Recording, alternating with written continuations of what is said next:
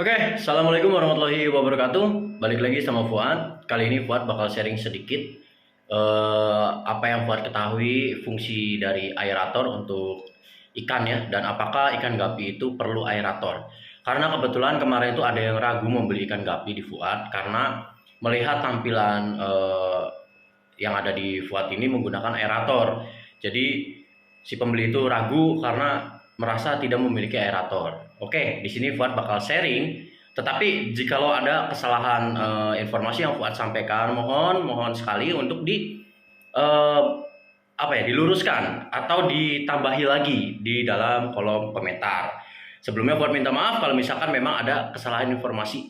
Ini sharing berdasarkan pengalaman Fuad dan pengetahuan Fuad gitu.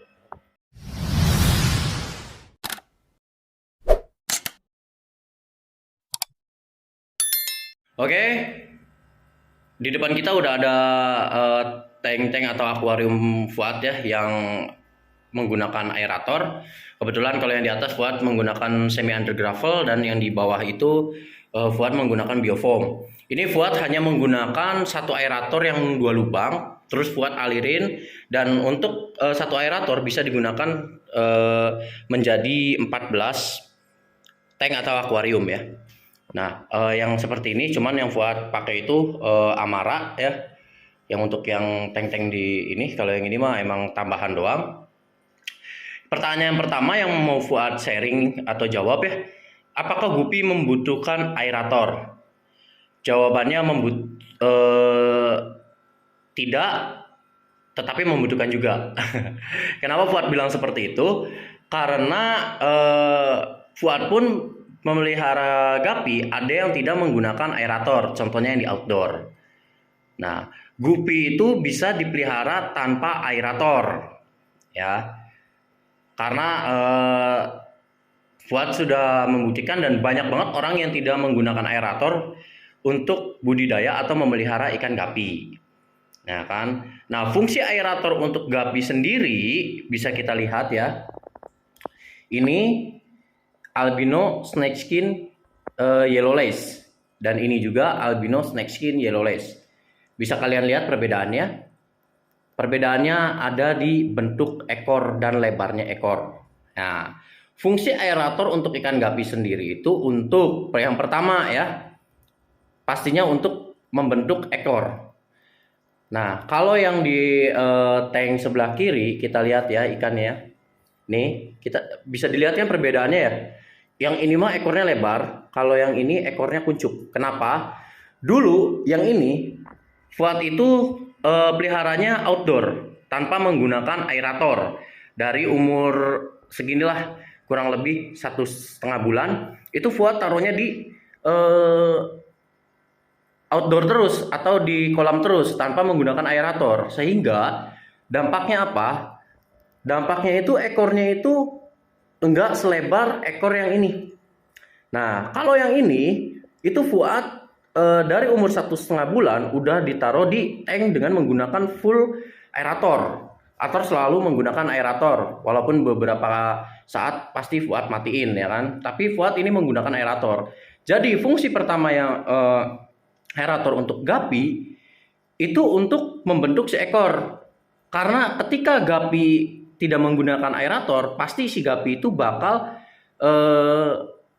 nggak bergerak terus. Beda halnya dengan gapi yang ada aeratornya. Kalau gapi yang ada aeratornya, dia itu bakal terus bergerak, yang menjadikan si ekornya itu lebar, terusnya lebih bagus ketimbang yang tidak menggunakan aerator. Ini tuh Fuad angkat itu baru beberapa minggu yang lalu, ya kan? Fuad baru angkat beberapa minggu yang lalu, dan yang ini mah emang dari kecil. Makanya perbedaannya jelas banget, ya kan?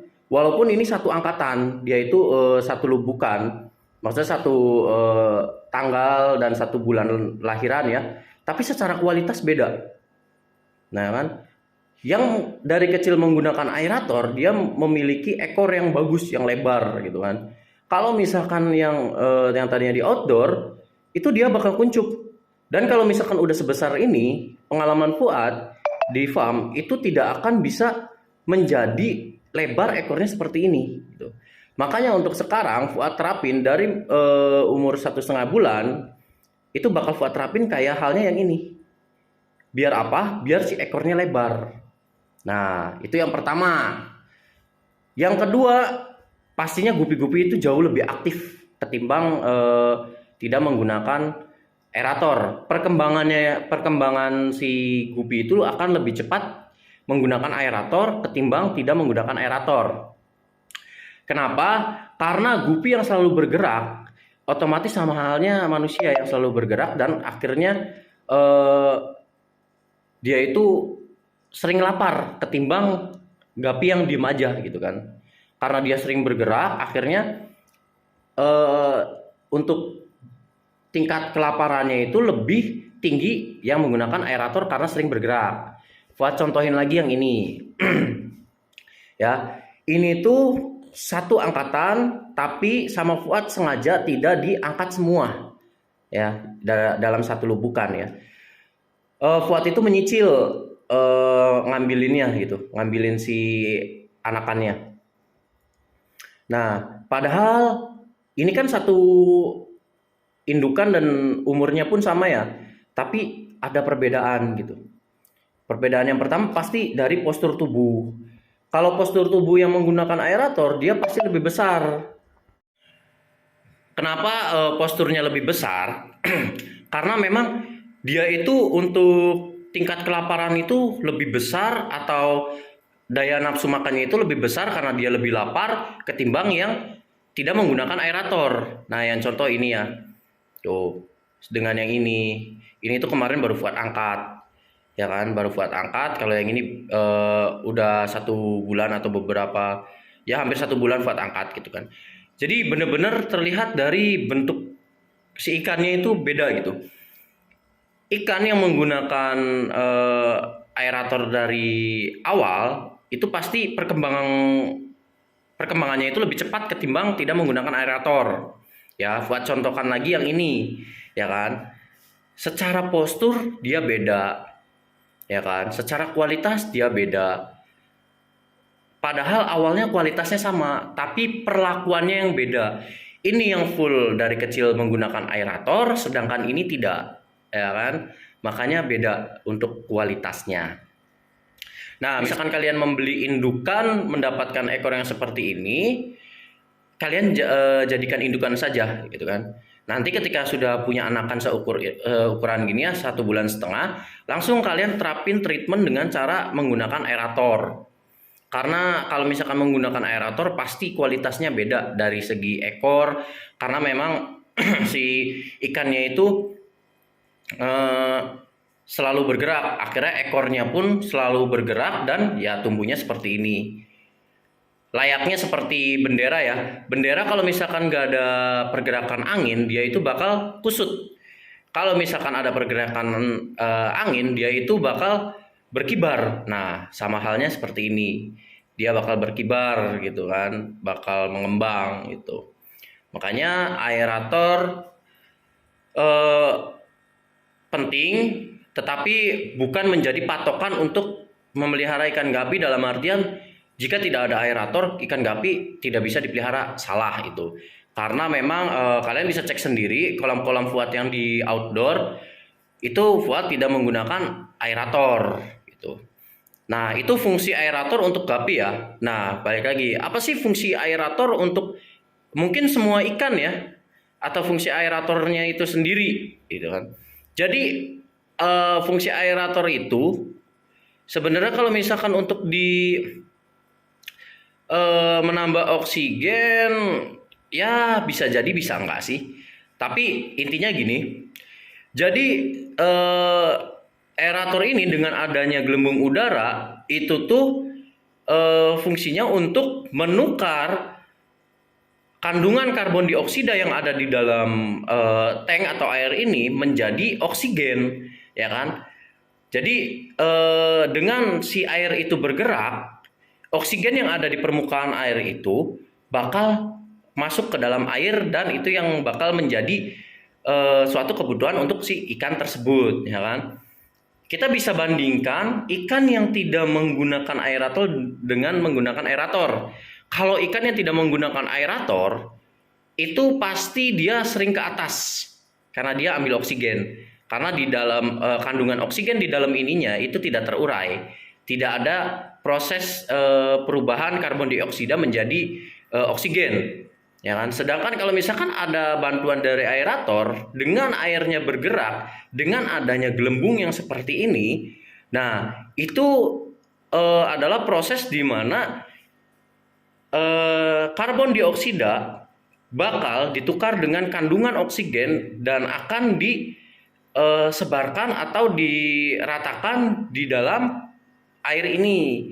Makanya itu fungsi dari aerator. Jadi bukan menambah oksigen ya, tapi lebih membantu proses penukaran kandungan karbon dioksida untuk menjadi oksigen.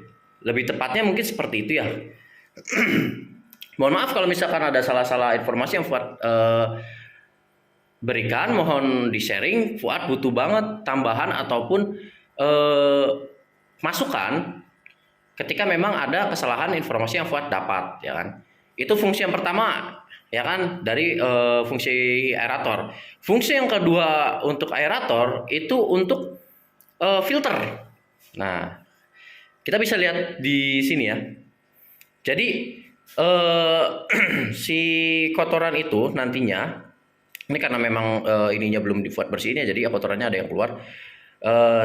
Si kotoran itu bakal ketarik ketika ada tarikan dari ini, dari gelembung ini, ya kan? Karena memang prosesnya gini, ketika si gelembungnya naik, itu nanti dia bakal berputar. Dan ini tuh bakal keangkat, nantinya tersedot di sini. Karena ketika udaranya naik, itu ada gaya tarik yang dihasilkan dan akhirnya bisa menarik kotoran-kotoran ini untuk berkumpul di semi undergravel ini. Nah, kita ambil contoh ini ya, biofoam. Biofoam pun sama. Ketika si udara naik, itu akan terjadi gaya tarik yang menyebabkan kotoran-kotoran di sekitaran ini akan tersaring atau terkumpul di biofoam. Nah, yang Fuad waktu itu pernah liatin video pembuatan biofoam secara sederhana karena Arjen ya. Itu kan kita kalau kalian bisa perhatikan itu ketika ada tarikan atau udaranya itu naik, itu ada tarikan dan dia bakal masuk ke sela-sela itu. Buktinya apa? Yang tadinya si kapasnya itu warnanya putih, di bagian lubang itu pasti warnanya agak kotor. Nah, tuh ada bintik-bintik. Nah, itu tuh karena terjadi penyaringan yang diakibatkan karena adanya udara yang naik ke atas sehingga terjadi suatu tarikan gitu. Nah, itu Oke, mungkin segitu dulu sharing dari Fuad. Fuad sharing beberapa pengetahuan yang Fuad tahu ya. Jikalau memang ada kesalahan-kesalahan, mohon dikoreksi di kolom komentar. Kalian bisa tambahin atau kalian benarkan, ya kan? Kalian koreksi, gitu kan? Oke, sekian dari Fuad. Assalamualaikum warahmatullahi wabarakatuh.